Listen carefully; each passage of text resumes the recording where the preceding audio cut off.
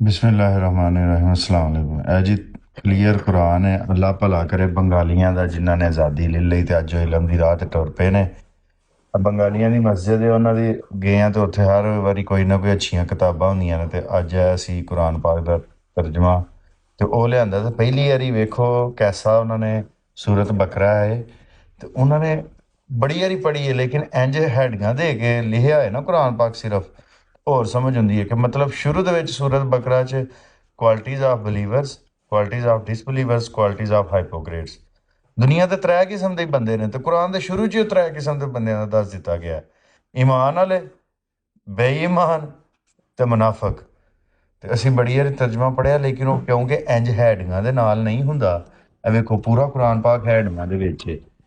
ਉਹ ਪਿਛਲਾ ਜਿਹੜਾ ਇੰਗਲਿਸ਼ ਤਰਜਮੇ ਵਾਲਾ ਕੁਰਾਨ ਪਾਕ ਮੈਂ ਤੁਹਾਨੂੰ ਦੱਸਿਆ ਸੀ, ਉਹ ਵੀ ਬੜਾ ਆਲਾ ਸੀ, ਤੇ ਇਹ ਉਸ ਤੋਂ ਵੀ ਆਲਾ ਹੈ।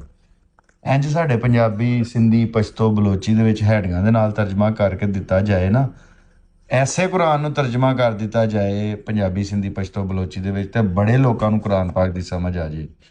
ਤੇ ਅੱਲਾ ਕਰੇ ਤੁਹਾਨੂੰ ਸ਼ਾਇਦ, ਤੇ ਮੇਰਾ ਅੱਲਾ ਸਦਕਾ ਜਾਰੀ ਕਬੂਲ ਫਰਮਾਏ। ਤੇ ਹੁਰਮ ਸੋਹਲਿਆ ਕੁਰਾਨ ਪਾਕ ਦਾ ਤਰਜਮਾ ਕਰ ਰਿਹਾ। ਹੁਰਮ, ਮੈਂ ਤੈਨੂੰ ਕਹਾਂਗਾ ਕਿ ਇਹ ਜਿਹੜਾ ਕੁਰਾਨ ਪਾਕ ਨੇ, ਇਹ ਵੀ ਤੂੰ ਕਿਧਰੋਂ ਲੈ ਤੇ ਇੰਜ ਤਰਜਮਾ ਕਰਨਾ। ਜਦੋਂ ਤੂੰ ਕਿਤਾਬ ਦੀ ਸ਼ਕਲ 'ਚ ਉਹਨੂੰ ਲਿਖਣਾ ਹੈ ਨਾ, ਇੰਜ ਹੈਡਿੰਗਾਂ ਦੇ ਕੇ ਲਿਖਣਾ।